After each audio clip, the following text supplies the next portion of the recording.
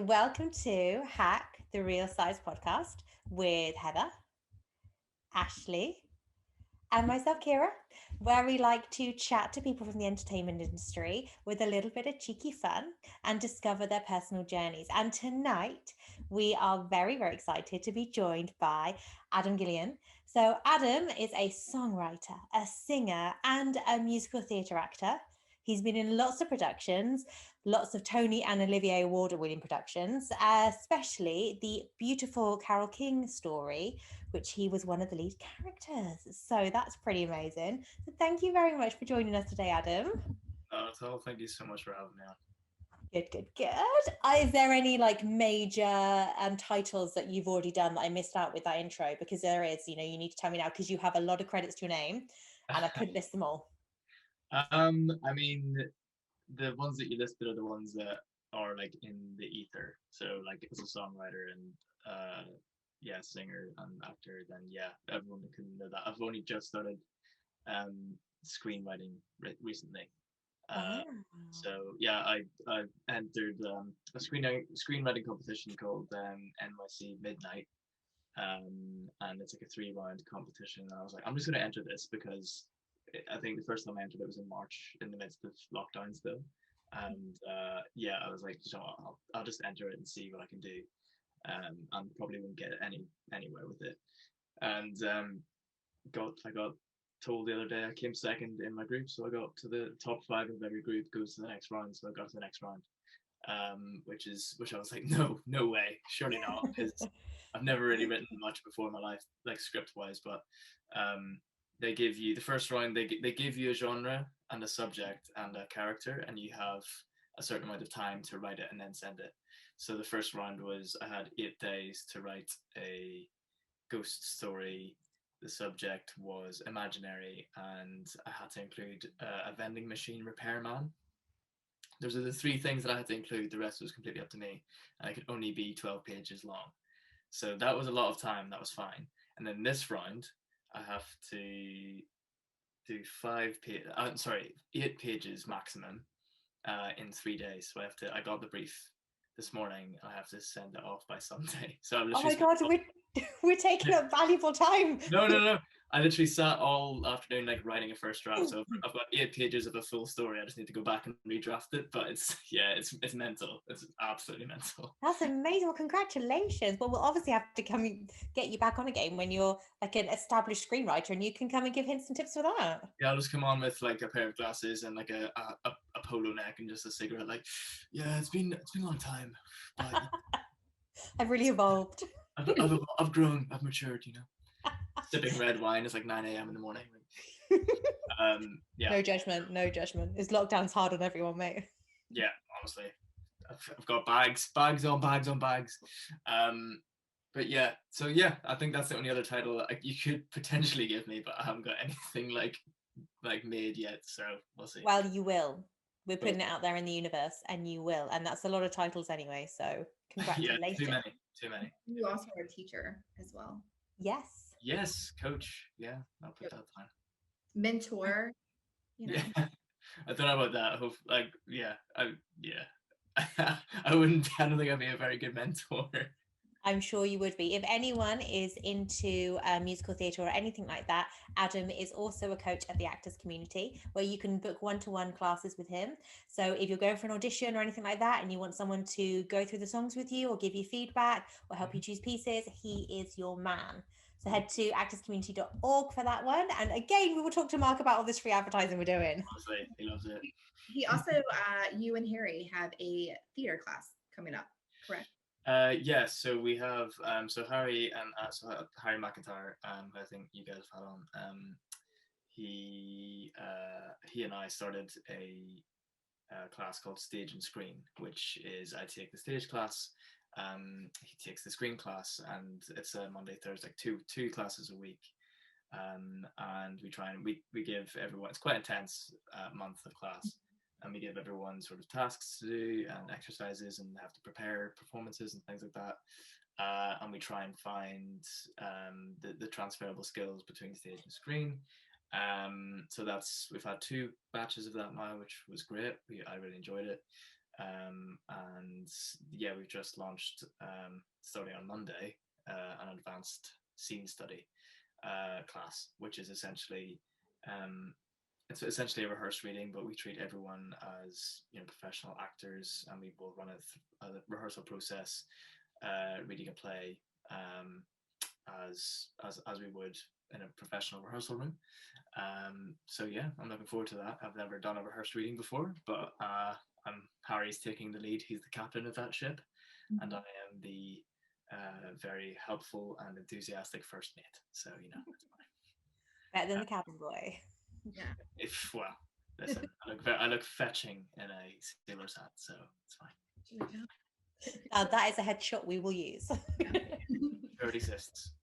So I'm sure you have watched many of our podcasts, so you know exactly how this rolls. Yeah. So I will take the first bit with a little bit of icebreaker questions. Ashley will take the middle bit to be nosy and find out all about your journey, and Heather will talk to you about more specific questions, things that you've done, and auditions and prep work and stuff like that. Are you ready to delve in to Keira's brain? Let's do it. Let's take a deep dive. Let's go. It's a terrifying place, I warn you. You will need that glass of red now. We will start with a little bit about you, though. So do you have a weird quirk or anything that you want to discuss, that you can discuss? This probably goes out. It's on YouTube. Be after the watershed, so you can talk about any kind of quirks you want to. A weird quirk. I mean, I have many. I'm a strange person. My girlfriend will attest to that. I tend to talk in like different voices. So if you've ever seen like the scene in Mrs. Doubtfire when he's like at the job center and she's like, "So what do you do?" And he's like, "I do voices." He's like, "What do you mean you do voices?" Like, "I do voices." And then he just does like 4 or 5 different sketches of different characters. Please do them right now. You answer each question in a different voice? No, listen, no, because it has to be like, this is a weird quirk that I do around my house, and that's it. Oh, that's brilliant. Though, do you have particular characters that you bring out regularly, or that just be anything? Probably none that are like, I don't know, appropriate for a public podcast. I don't know. I just honestly, I'd love to tell you that they are like characters in themselves. I don't know who they are half the time. This is what makes me a half decent writer, I think, because I just have different people in my head, and I think that's called a certain disorder, but I don't know. It's just I think it's amazing. Multiple personality disorder, who knows? But anyway, that's a weird quirk. I guess another more sort of domestic, much more chill quirk, I guess, is I have to I have to set my clothes out on the bed, the clothes that I'm going to wear that day. I have to set them out before I get in the shower. Is that to like judge the outfit, or just because? No, it's literally so that I can get out of the shower and don't have to think about what clothes I'm going to wear. Like I have to. I mean, it sounds very like practical, but it's one of those things that I don't want to say I'm OCD about, but it's like I have to do it. You know what I mean? Yeah. Mm-hmm. Those are brilliant. I guess that's a quirk. I don't know. I think it is, definitely. Going back to the voices, the first in-person AC meetup, you know what I'm going to get you to do when you're drunk, right? Oh yeah, no, you won't have to ask me. It will just happen. Yes. So it's fine. It's fine. Amazing. Can't wait for that. Right. Okay. On to my ridiculous questions. So, what is the silliest way you have injured yourself? Do you know what? I'm quite lucky. Like, touch wood, I have never broken a bone, and hopefully never will. The funniest way I've injured myself. Oh, yeah. So I grew up in a sort of housing estate, but that was in a rural setting, if that makes sense. So it was like in a kind of rural, small, very, very small town. And there wasn't much to do during the summer, me and my mates. So we had to find. I mean, this is the time where things like Jackass and Viva La Bam and like Dirty Sanchez were a thing, and I was like 12, 13. Where this is going. We watched these things. So I mean, I used to skateboard at that age because I was rock and roll. I was very cool, obviously. But so we used to we used to like ride down the hill that we lived on into bushes, like, but like lying on the skateboard, and like went head first into like bushes and stuff to see how much we could like wreck ourselves because we were maniacs. But the funniest way I could probably say that I injured myself was we decided to do what was called the ropey, and this was in the middle of a farmer's field in June when we're off school, we have nothing to do, and we decided to tie a rope around my waist and tie the same rope around my friend's waist and run in opposite directions and see what would happen.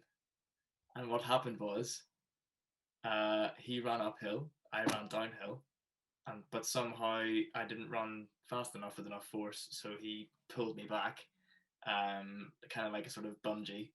But it wasn't a bungee; it was a very tough rope, and I had a massive like rope like shaped welt around my waist for about good 6 weeks after that. Oh. Yeah. Please, viewers, we are not advising that you play ropey.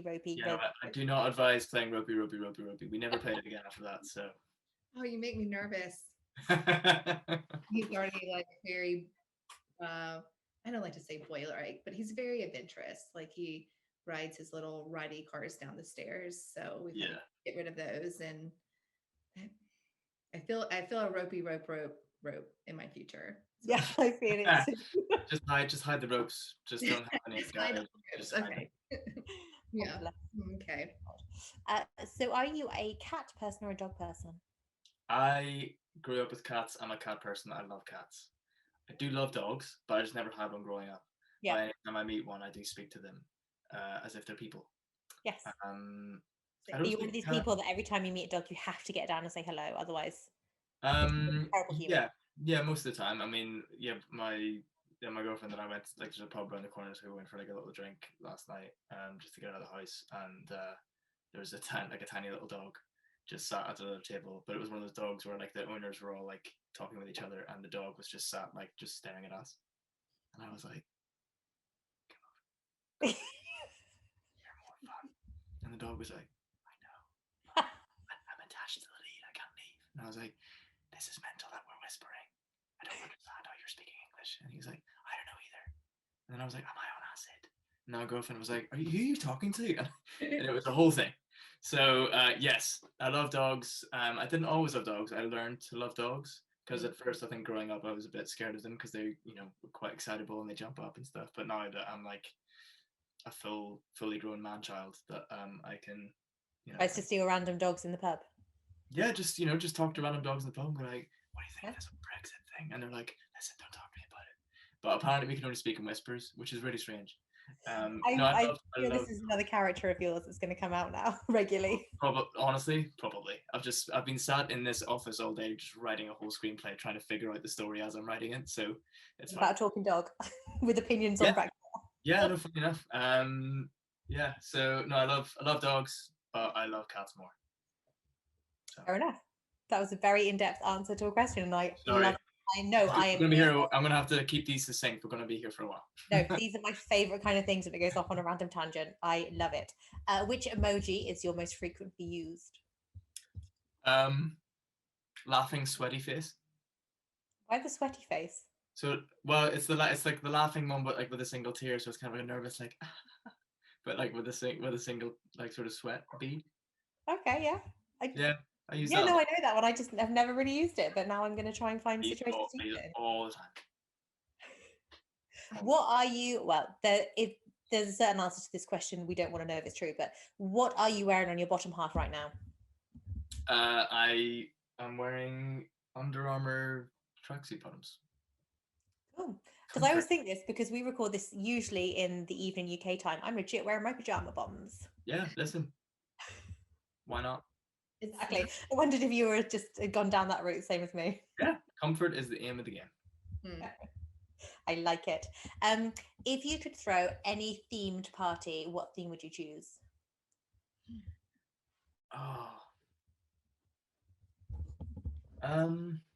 Stakes are high. Stakes are high. Probably like a Roaring 20s party. Hmm, You know what? When I was writing that question, I thought 1920s. Yeah, that would be fun. yeah. It's decadent. All the suits were cool. Everyone was just like more champagne. Like it was just great. I loved it. Yeah. I can see you doing that. Absolutely can see Yeah. you doing that. Yeah, and Great Gatsby is one of my favorite books. So Well, there you go. Slightly back to the dog question, actually. Which breed of dog do you think most accurately describes you? a border collie, Okay. Okay. I think. High energy, very intelligent, always on the go. Loves to Um, play fetch. I mean, chases sheep. I don't know then now because Come on close. I'm one or the other actually. So I'm either that and like full of energy or whatever, or I'm just like, you know what's cool, lying down, and like I do that for a while. So maybe you know what, let's stick with the border collie. But then there's definitely days where I'm a border collie that doesn't want to do anything and just like Yeah. You're just a gonna mature border collie. You're Yeah. like a 9-year-old border yeah, collie. like slightly grizzled, a bit of grey in the beard. It's fine. What is the most expired item in your fridge? Oh, I don't know, which probably means everything. But I did do a massive clear out of cheese. There was a lot of cheeses in there, and the more I opened the fridge door, the more there was some kind of rogue smell going on. And then I took a deep dive with a snorkel and realized that it was just all of the cheese that we don't eat because we don't really eat cheese because we're not meant to. But we bought it all for a sort of Christmas? no, well, no, not that old. We always do that. We buy cheese for Christmas and then just sits there because no one ends up eating it. And then Yeah. 5 It's like, months later, yeah. and then you have that weird family member who just eats chunks of brie, and you're like, "Are you okay? Are you okay?" So yeah, it was. I just did a massive clear out of cheese, so it was that. I'm just gonna say cheese. Oh, that's good. That's a good one. Now, Yeah. I have a great insight into your dietary requirements. It's good. Yeah, And I also feel like drink. these questions are they are a deep dive. They seem They really are. but It allows our listeners and ourselves to learn an awful lot about you. So we Yeah. have 2 questions that we always like to ask our guests. Yeah. If you could remake any film using just the Muppets and one human actor, which film would you choose? And which human actor would you choose? the Lord of the Rings trilogy, but keep Ian McKellen as Gandalf. Okay, nice. Who's going to play Frodo? Kermit Yeah, has to be Kermit. that's a pretty safe bet. Yeah, like I wish the ring had never come to me. Yes, we got impersonation. I love it. On his Oh, wow. Who would Yes. Piggy be? Would she be Miss Piggy should be Mi- Gollum. I think Miss Piggy is Arwen, mm, and mhm. then Gonzo is Aragorn. Yeah. Yeah. What part would Animal play? Because he's got to be in there. Oh, he's Lurtz. He's like the leader of the Uruk-hai in the Oh. first one. Oh no, actually, Animal is just all the orcs. He's just every orc, Oh, that'd be terrifying. wouldn't it? So terrifying. The Battle of Helm's Deep, you just see like an army of like animals like going towards you in the rain. Anyway, we can't. I'm gonna start writing this, so that's not. Yes, I'm here for it. I'm here for all these remakes of these. me too. Oh, Me too. I think we need to do like a little episode of just everyone's answers to these questions. Yeah. Yeah, so good. And the other one we like to ask is, realistically, how long do you think you would survive in a zombie apocalypse?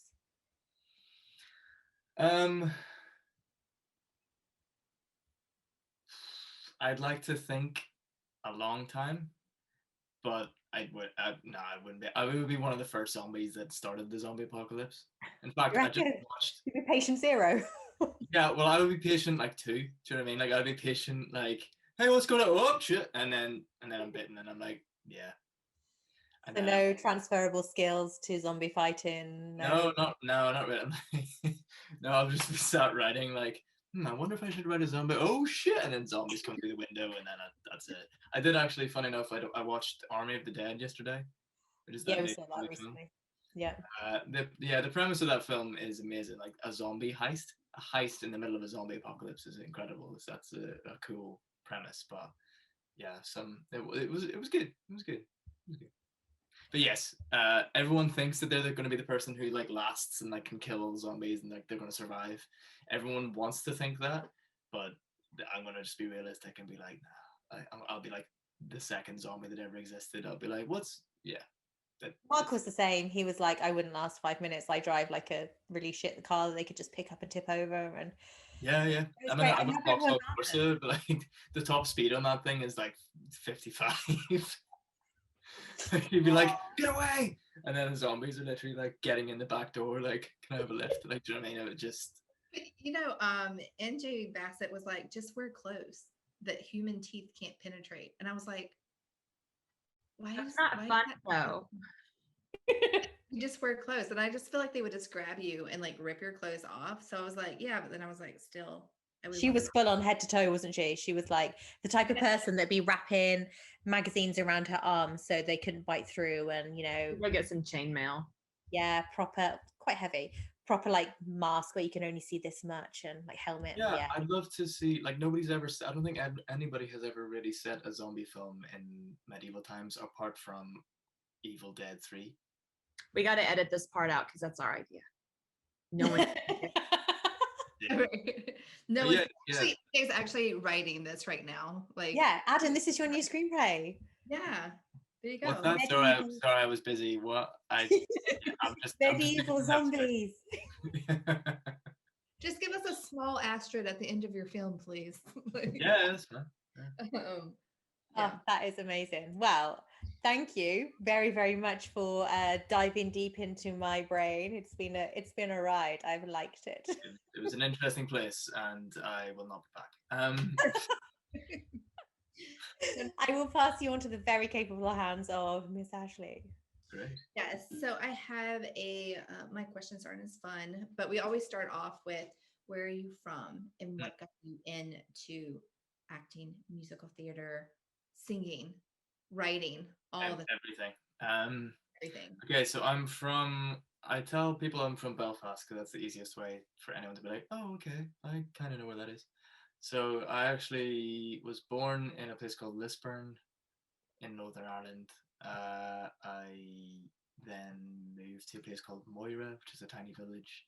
I then moved again to a smaller village called Darlingstown, which is where Ropey happened. But I went to school in Belfast while I was living there. So it was about 20. Belfast was about 20 miles away. So I lived there, and then I kind of lived. We moved a lot. But yeah, I'm from County Armagh in Northern Ireland. I started acting when I was 15. I joined a youth group called Fusion at the age of 15 in Lisburn. They did musicals, so that I didn't go into it because I wanted to do musicals, but it was the only experience that I was going to get. So we did things like HMS Pinafore and Pirates of Penzance and Les Mis and loads of different productions. And then from that, I joined a couple of other groups whenever I was 17. You were meant to be 18, but they let me at 17 because they needed more guys, which most youth amateur dramatic groups do. So yeah, just did lots of different shows. What was cool about that was the Belfast amateur dramatic groups, they put their performances on in the Grand Opera House, which is the professional opera house that a lot of like UK tours would go into. So you got experience of being on a proper massive stage, which was terrifying, but it was great. So yeah, I did that, and then I did some research, figured out that I should probably go to drama school if I wanted to be an actor. I auditioned at 18 for lots of different drama schools, didn't get in because I was 18 and I was terrible. So I did 2 years of an acting diploma, which was useful, but not entirely because of the classes. It was actually more useful because of the people that I met during that time. And then 2 years later, auditioned for drama schools again, but I auditioned for musical theatre instead of acting. And I got in to a couple, but the one that I got into and got a scholarship for was Royal Conservatoire of Scotland, which Mark went to, I think Andrew went to, Lee went to. So that's kind of how we know each other.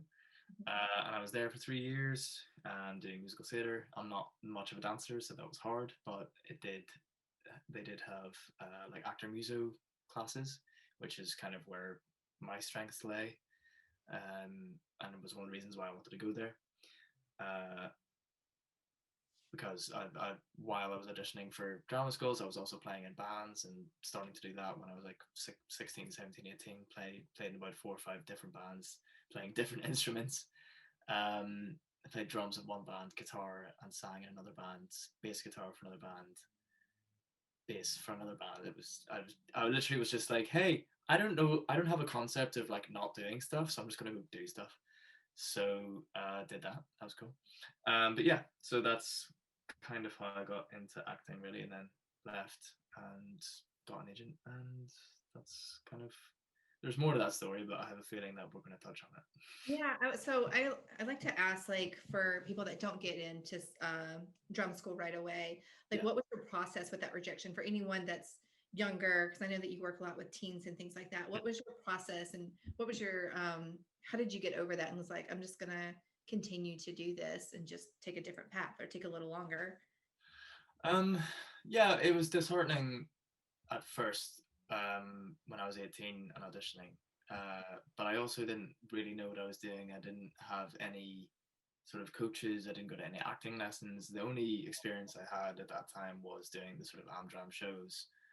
And they were great, and I had the opportunity to play roles and perform and stuff, but I didn't know how to pick a monologue. I didn't know how to, you know, prep it properly. I didn't really know how to do Shakespeare. So I didn't really give myself the best chance there, really. But then during those 2 years, I thought, no, I definitely want to go away. I definitely need to go to drama school.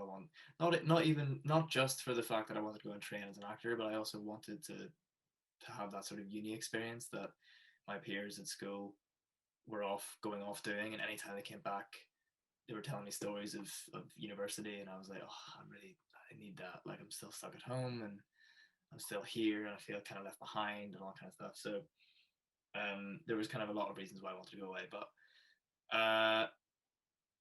yeah, if you don't get in first time, especially if you're 18, then it's usually down to your age, and they just like you to have some life experience.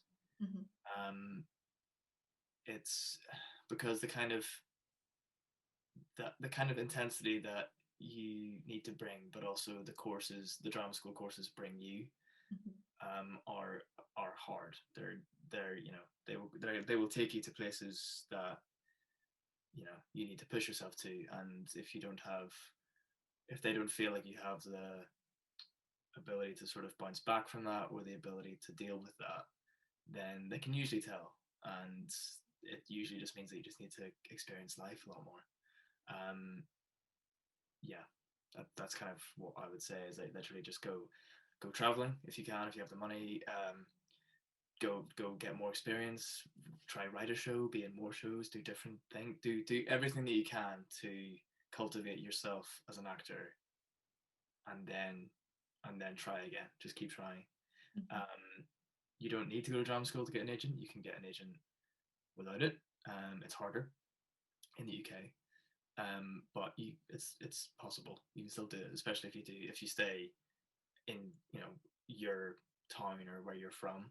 There's probably a local scene there, so there's always a way in. There's always a way in. It's not a linear way.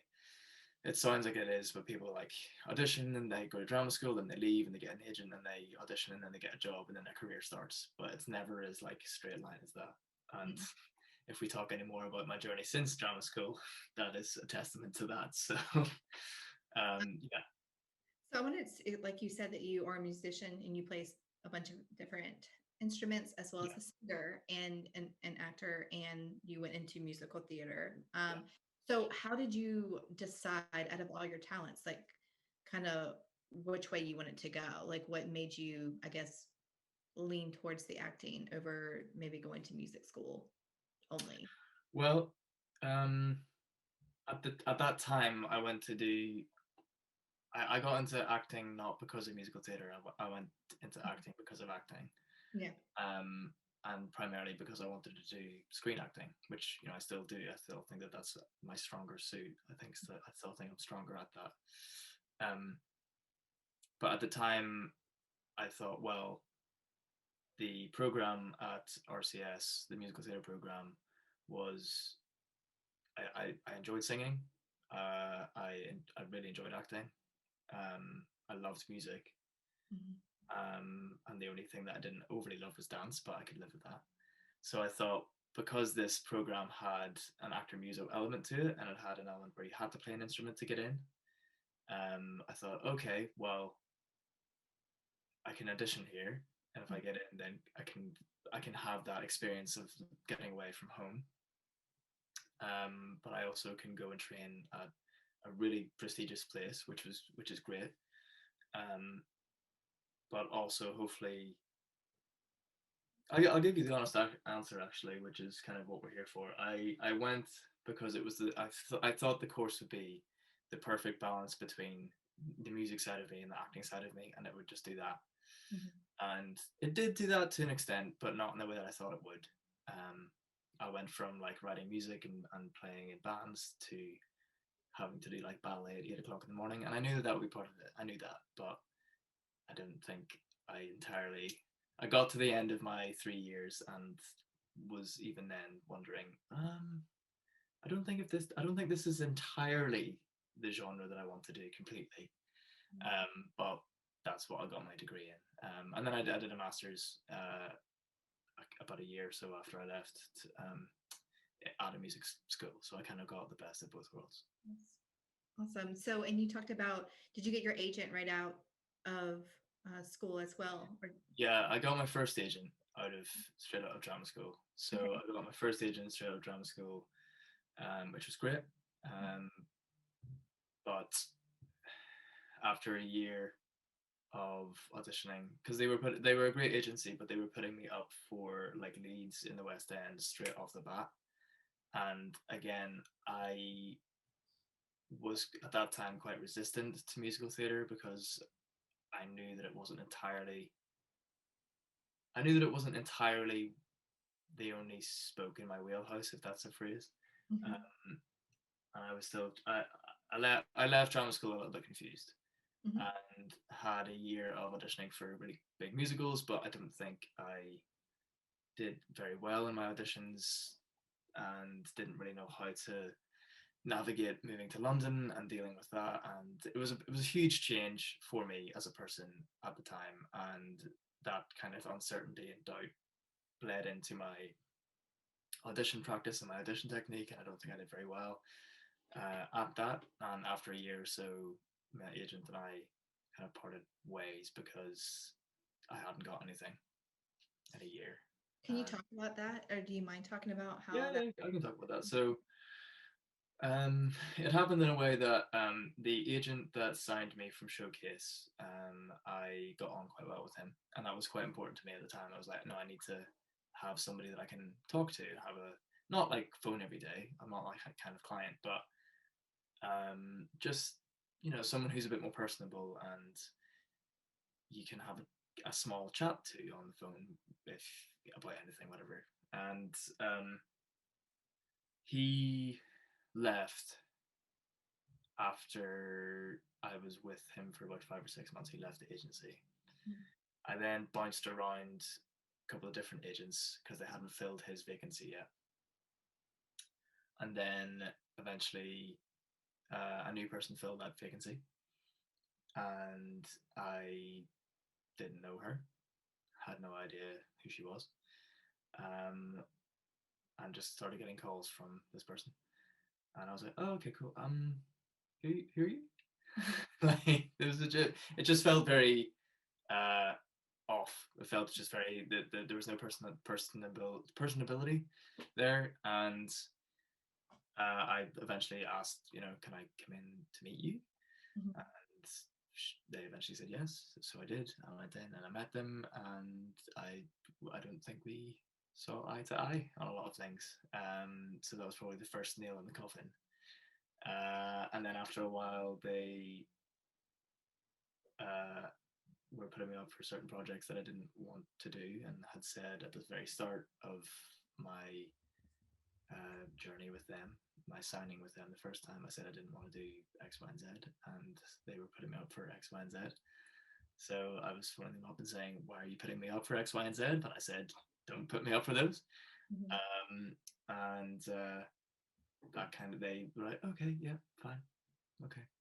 And then about 2 months later, they sort of said goodbye. And I was like, okay. Really important for sharing that sort of thing though, because I Yeah. think, like you said, people seem to think that it's a linear line and linear journey. Line and linear are the same thing here. And that you get your agent and then that's it. But the fact that you were brave enough to, go up against them and be like, no, this isn't what I want. I want more control over what you send me for. And that's the way it should be. No one's going to look out for you apart from you. And I know you have agents that can be really on your side and really good friends and stuff, but yeah, you have to be in control of your career and you have to know which path that you want to take, and you shouldn't be scared to say no. And the fact that you said no and it cost you an agent, I think it's not great that it cost you an agent, but you were so brave to do that. And I really thank you, really appreciate you sharing that, because a lot of people won't like to admit anything like that.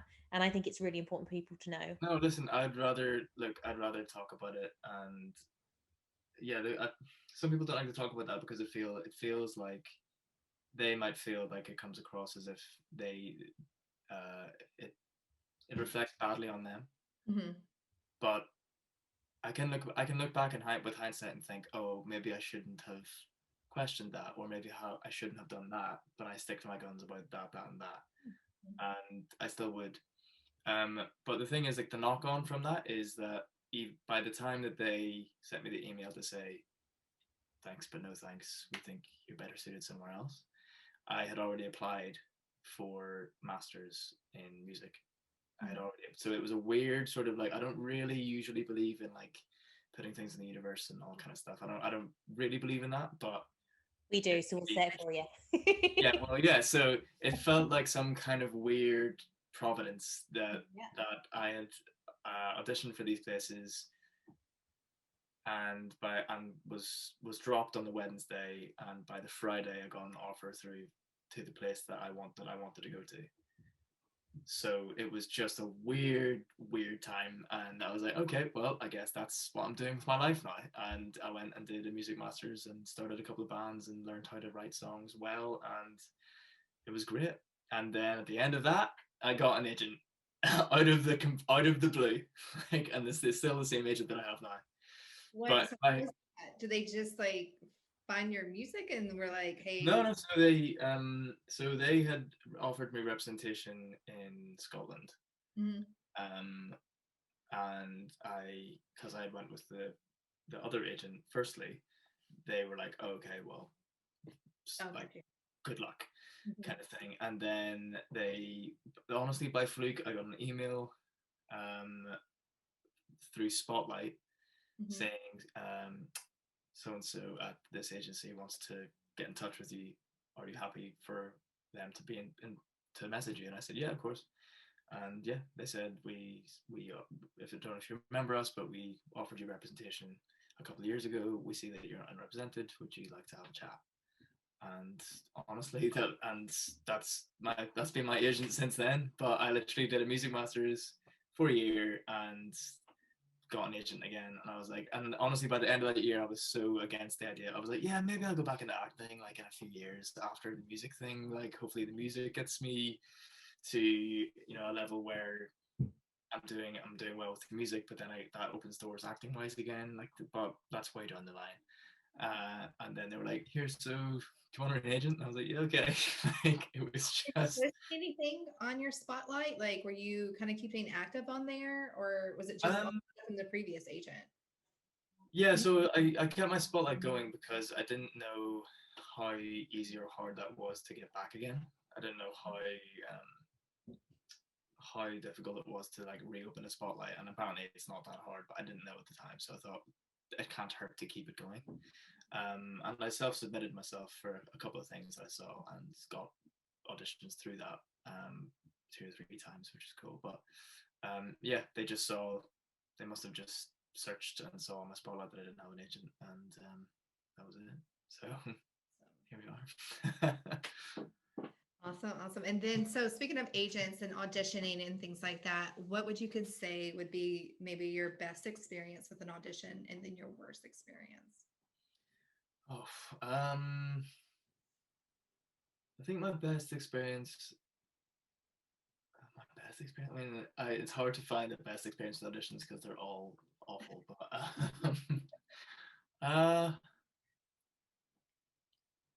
I think. Well, my best experience in an audition was recently. I just got a part in a daytime sort of soap, like 2 days filming on it, and I didn't need to travel anywhere. It's just from a self-tape.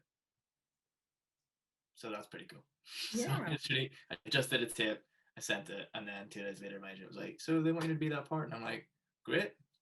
Don't have to travel anywhere. Don't have to meet anybody. Don't have to get nervous. I just did it in my office and got the job." So those are No kind of back or anything. They were just like, "Yep, you're it." yeah. When are you going to film that one? Not next week, but the week after. They haven't given me final dates yet, but yeah. Good luck. We'll break Thank a leg. Thank you very much. My worst audition experience. My worst audition experience was during that year.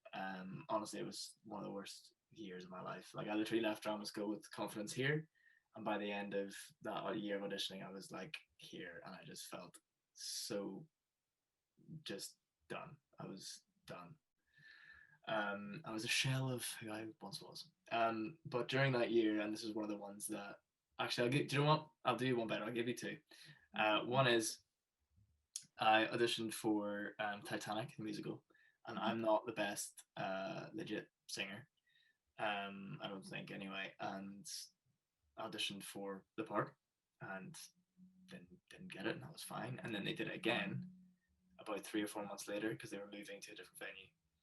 And I went in and I was dying from a cold. And when I get a cold, it's not just like sneezing and a sore throat, whatever. It's like it's in my ears. It feels like it just wants to burst out of my head every time I get a cold. I don't know why. It just does.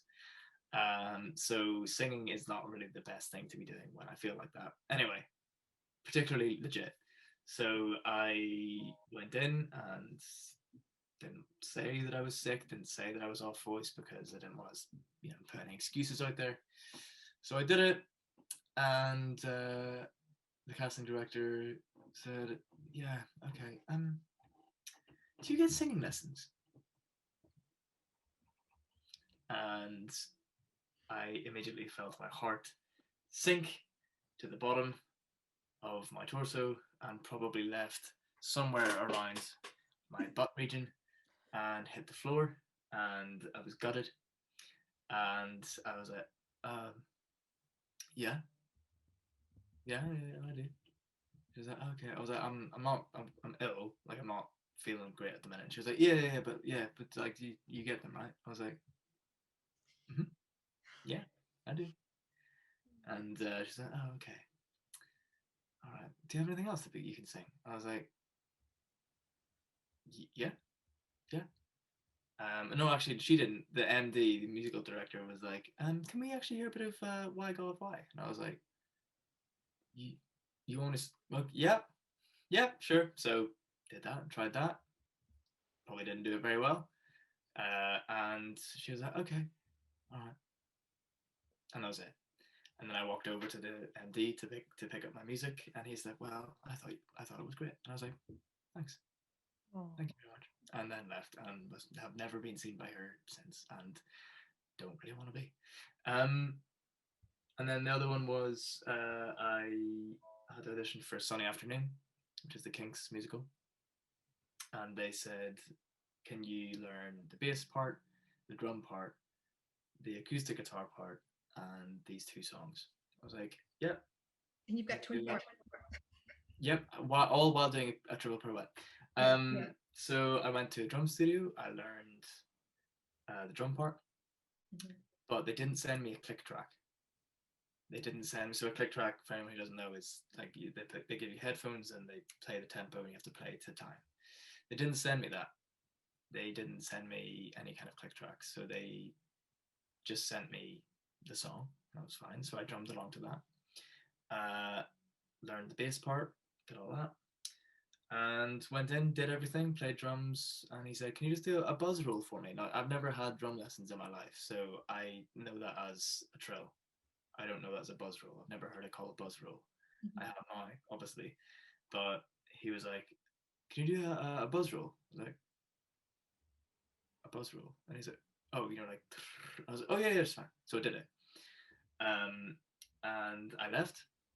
I didn't do amazingly, but I didn't do awfully, Mhm. and I was waiting to hear from another job that was like regional, and they needed to know whether I was in the mix to get a part in this show. Because if I did, then it meant that I couldn't do that show. And so I asked my agent, did they hear anything? And they said, yeah, we're going to forward you the email. So they forwarded the email to me. It said, see below. And I scrolled down and it said, hi, name of the agent. Yeah, we're not going to be taking Adam any further in the process. He's not a signed enough musician. And I read that and was like, okay, shit. Well, I've been telling you that being an actor muso is my strength, and I've just been told by a casting director from an actor muso show that I'm not a good enough musician. So it wasn't long after that. It was about 2 weeks after that that I got the email to say, "Yeah, see you later, bye." So there you go. Oh, I'm sure there's more, but that's that's sucky.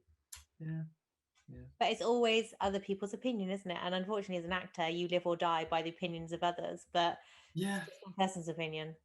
yeah, yeah. I mean, the way I approach auditions now is totally different, and seems to work for the most part for the jobs that I get. So yeah. Well, that kind of can put us over to Heather, which talks about auditions if you want to go in and how you do approach your auditions now. Sure. Yeah, that's what I was about to ask. Like, what did you change then? Yeah, well, I prepared more. Now, so the the year that I had away from acting in any auditions and actually like was spending that time creating music and writing music, I felt like I took back a lot of creative control and a lot of my own sense of agency. Um, and then because I was focusing on music so much and being creative with that, anytime I then got auditions after that year, I started to approach them the way I do now as a creative experience as much as I can. In the sense that instead of getting sides through and being scared to death of what the casting director is going to think of you, or whether they think you're any good, or whether you're doing it right, instead of worrying about all that stuff that's not in your control, I just started worrying about what is in my control, and that was learn the lines, analyze, prep the script in the sense of is there any clues in there that can help you to make this an interesting choice, and then just bring a sense of you to the role, I guess, or what your interpretation of the character is. And I just started to trust my instinct a lot more again, and I just started to realize why I loved acting. Because by the time I had that year before I started my masters, I didn't, and that was, and I didn't, it wasn't because I hated acting; it was because I hated the industry. But yeah, so by that point, yeah, audition wise, I will learn my material as much as I can. If I can afford to take a day off work or anything like that the day before an audition, I'll try and do that. And I'll just run it. One thing that really helped me, and I say this to a lot of my students is, particularly the teens, is for musical theatre auditions, it is so important to run your audition, run the material as if you're in the room. Mhm. So it just helps me visualize, like it just helps me, it helps with my nerves before I get in the room, essentially. So that if I can go and run the material with the pianist the way it will be ran in the room, then that's one less thing that will be foreign to me when I go in the room. But I have to run it as if I'm in the room and the panel's in front of me, and I have to kind of rehearse it.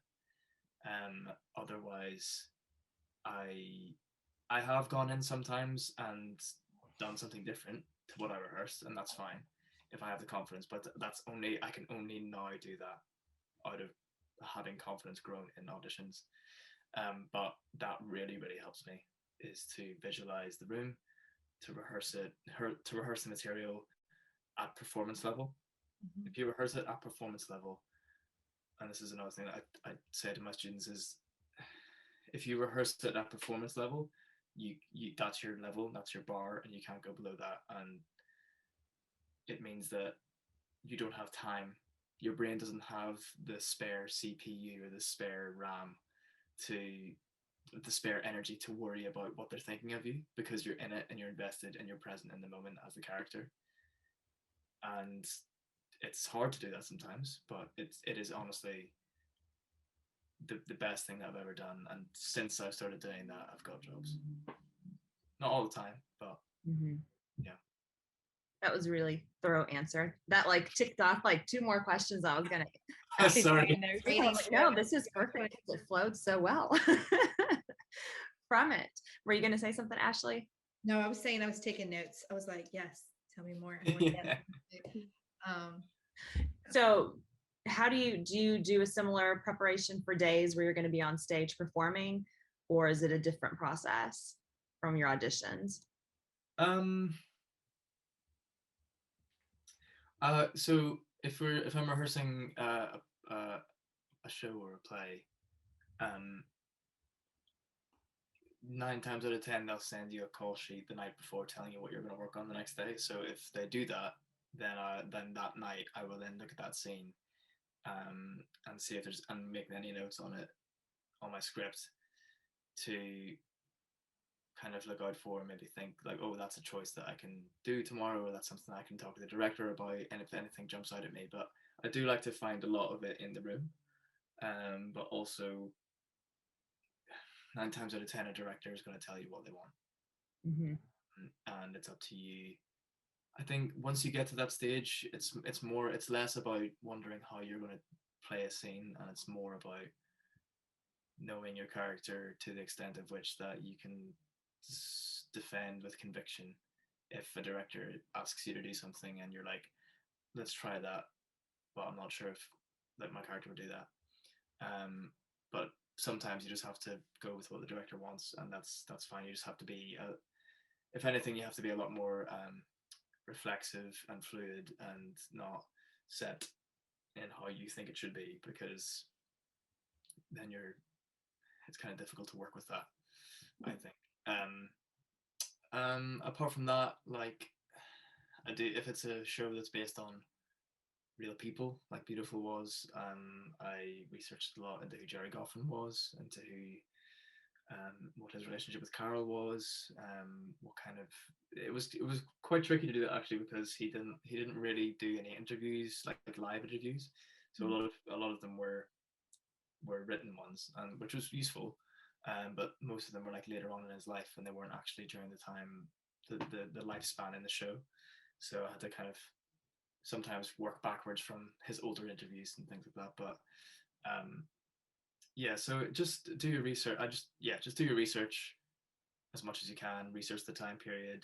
The more that you can go in armed with like knowledge of, and just knowing about the world and knowing your character and kind of having a sense of that, the less afraid you're going to be that you're doing something wrong, because it, knowledge is power. I think is the best way of preparing, I think.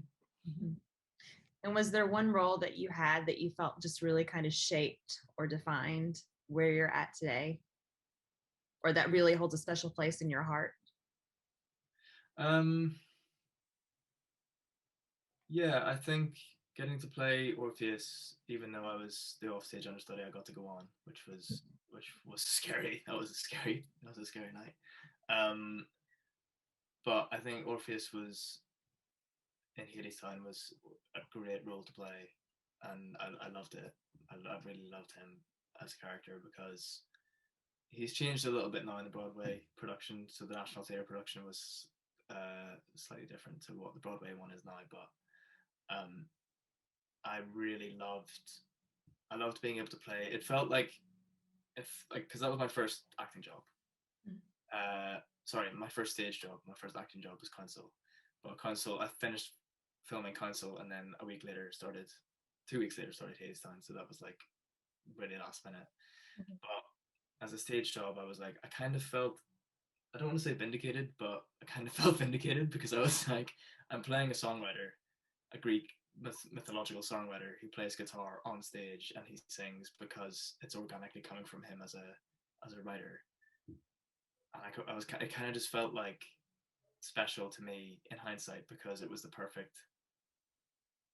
Well, it was what I kind of went to go and train to do at RCS. It was like that sort of perfect bridge between acting and music, and it kind of did that for me because I was playing guitar, albeit it was a 4-string tenor guitar, which was they didn't tell me, so I had to figure that out on the day one. That I would say that's probably the most special role to me that I've played because it just felt really natural to play, and the music is gorgeous, and the plays and the show is great. So So how much of a heads up did you have when you were an understudy that you were going to be going on? Was I want to hear that story. Yeah, I do too. When you were like, I was like, oh, so is this like a last minute? And if it was, like, how did you, like, because I know sometimes I get so nervous, I feel like I'm just gonna black out. Like I can feel my heart beating. Like I didn't have that option. So if you've ever listened to the score, a lot of the Orpheus stuff is in a guy's falsetto range. It's in his head voice, so, or at least it's in a mix. And it was a 2-show day, and Reeve in the matinee, I didn't hear it, but in the matinee, apparently Reeve had a issue with one of the songs and didn't quite hit the note or something like that. I didn't hear it, but so I was an offstage understudy, and by this point they'd done like however many shows, and I was like, I'm never going to get on because Reeve's a beast, and he can sing this in his sleep. And the other offstage understudy, Josie, she was like, yeah, I'm not going to go on because Eva Noblezada is like also an incredible singer, and she's never going to go off unless she literally gets flu or something. Anyway, we go to a restaurant like around the side of the National for dinner, and I get a call at 6:30 from, or maybe it was like 6:15. I get a call from the dance captain, not the stage manager, the dance captain, Sharif, and he said, "Hey, where are you?" And I'm in like GBK around the corner having dinner. And he's like, "Oh, okay, so you're not far away." I was like, "No, I'm around the corner. Why?" And he's like, "Okay, can you come back?" And I was like, "Oh shit!"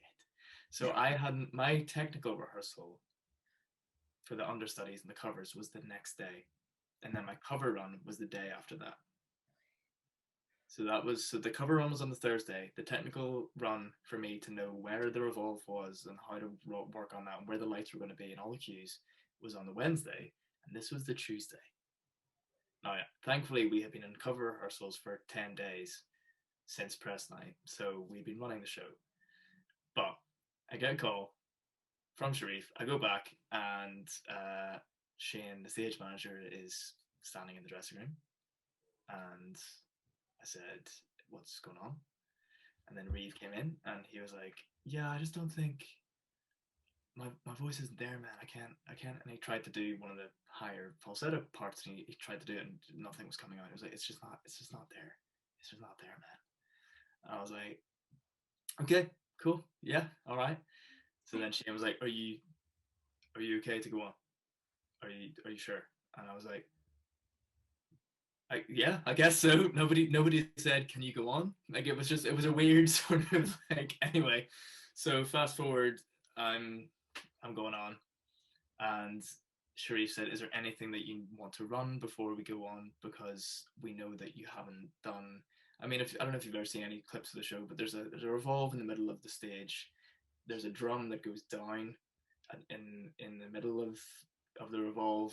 There's a lot of stuff going on, and I hadn't been on the stage and on the revolve that long at any given time, so I hadn't done any of the technical stuff. I hadn't done any of it. So I said, okay, yeah, can I run this bit, this bit, this bit, and can I just run these? So they had to delay the opening of the house by 15 minutes, so that everyone had to come back early after dinner break, which I was like, guys, I'm so sorry, but I don't want to fall into the pit and die, you know. So they mic'd me up. They were micing up the guitar. I was sound checking the guitar. I was checking my vocals while also running technical things with the revolve at the same time. So I was singing parts of the show for sound checking the microphone, but while doing other parts of the show with the ensemble and with the drum going up and down and the revolve moving and stuff. It was intense, but it was one of those times where I was like, okay, this is literally your job. You can't mess this up. Just do your best. Just make the show function. Do your best. They can't cancel the show. This is what your job is. You can't back out, because your job is to do this in an emergency. And I was like, okay, yeah. And I just, instead of getting super nervous, I just got like super laser focused. And yeah, it was mental. So I went on, missed a couple of lines, like missed some lighting cues and stuff, but nothing too drastic, and came off and was like, that was mental. That was absolutely mental. Like it was just, I mean, yeah, for the fact that any of the things that threw me off was like maybe a light turning on that I hadn't done before. That was like, oh, that kind of just made me lose focus a little bit. Yeah. But I covered it. I was fine. I just maybe dropped a lyric or two, but the show didn't suffer. That's amazing. Wow. I don't think so.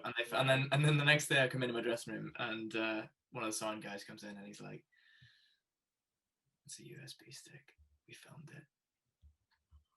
So I have the show filmed. That's amazing. Yeah, which is amazing. So then I watched it back.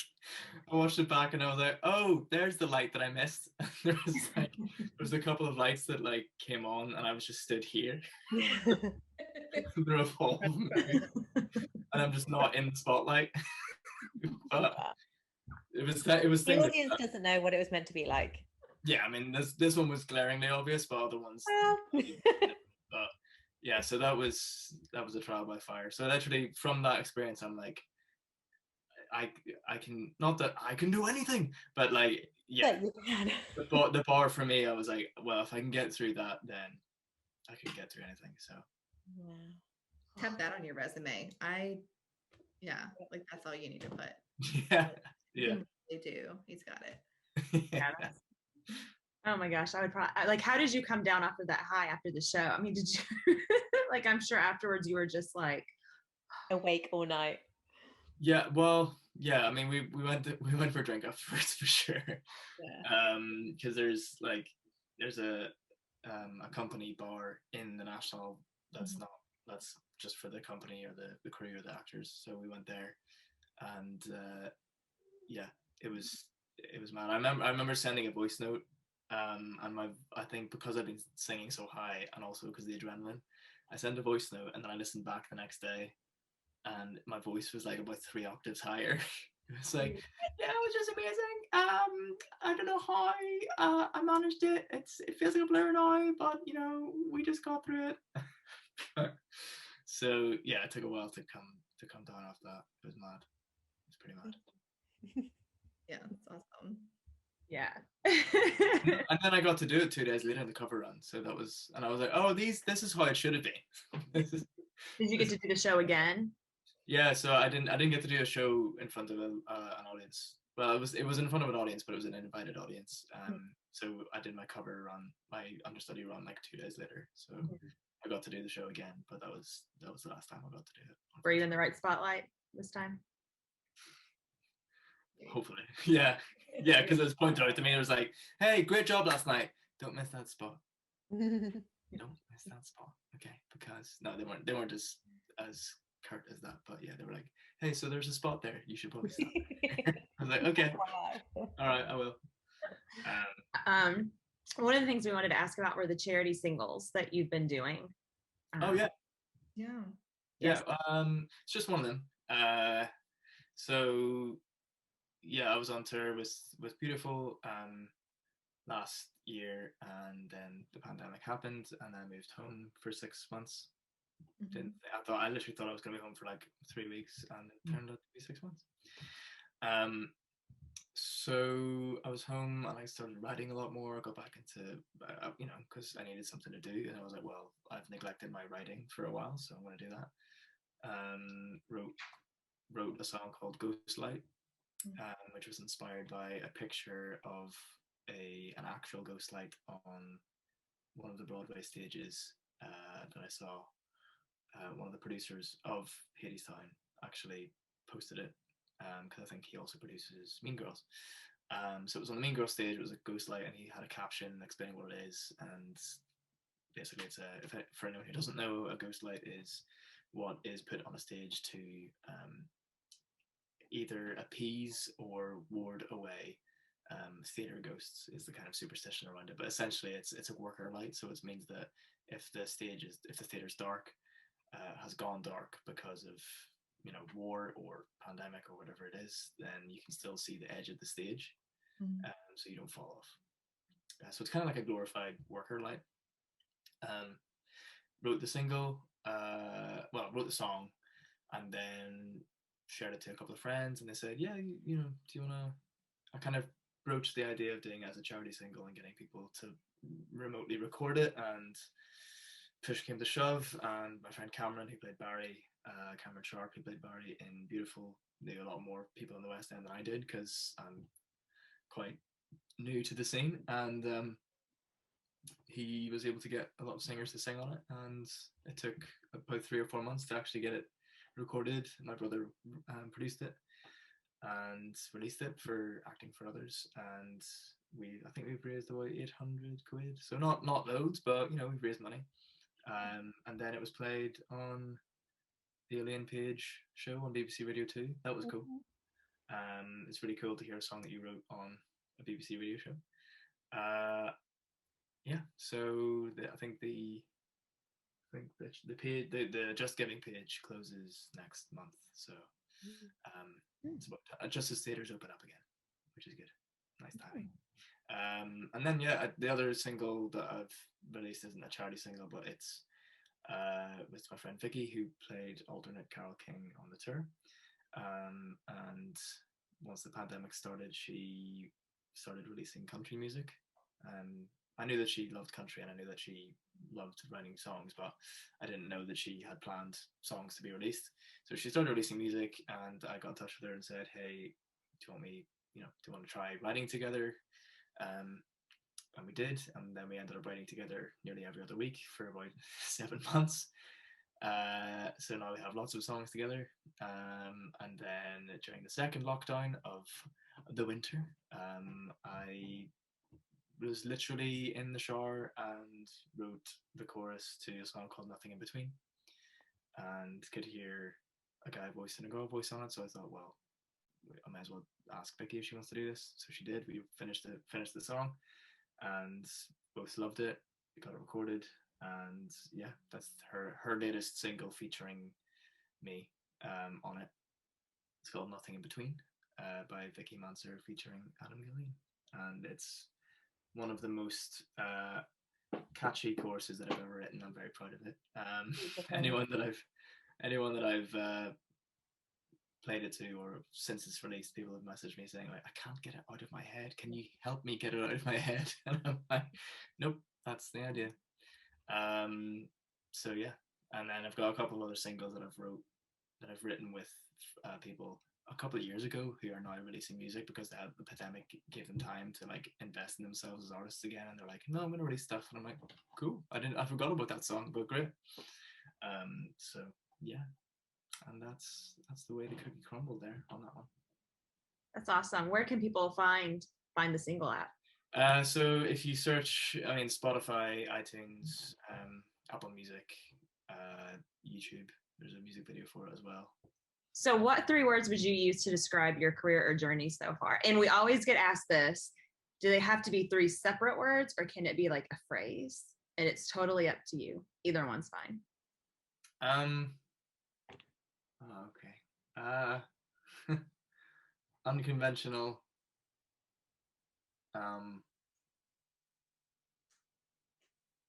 Hard.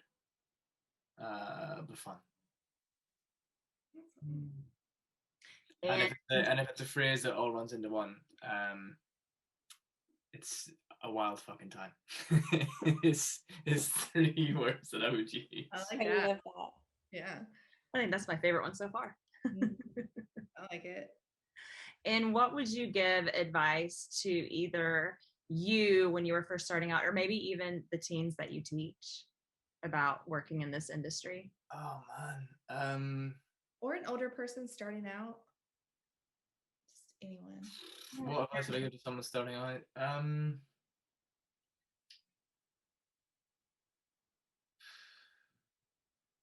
This is a tough one. Because you don't want to give like the generic stuff like go for it, follow your dreams. I would say be as creative as you can be, and cultivate that. Like, the more that you can create, the more fulfilled you'll be when other people's creations aren't fulfilling you. Mm-hmm. That's the biggest thing that I can tell anybody. So, and it's only because it really, and I mean it really saved me from a very bad place of wanting the validation and the wanting to be told that you're good enough to be in this game by an industry that only really needs you when they need you. Does that make sense? Mm-hmm. So if you can have your own opinions and your own bar of your own work, whether that's writing scripts, whether that's writing a play, whether that's writing screenplays, whether that's writing music, whether that's creating, whether that's like photography, anything that is it's directly your input going in, and it's up to you to decide whether it's good or not, will help you like survive, because you can't look to get fulfillment from an industry that is very hot and cold. You just can't, because if that's your only way of getting validation and fulfillment, then you're gonna find yourself in trouble. So create, write, make stuff. Just throw yourself in the deep end and listen to podcasts about writing, listen to podcasts about filmmaking, watch movies, figure out why you love them, what works about them, talk about them with friends over beer. Like, make it part of you. Mm-hmm. Like, make it part of your personality. Like, just make it part of you. No, but for real, Adam, I appreciate you coming on. It was good. It's good stuff. I love your stories. Thank you. Well, you have a wonderful bank holiday weekend. Oh, great. Yeah. Weekend. Bye. Bye.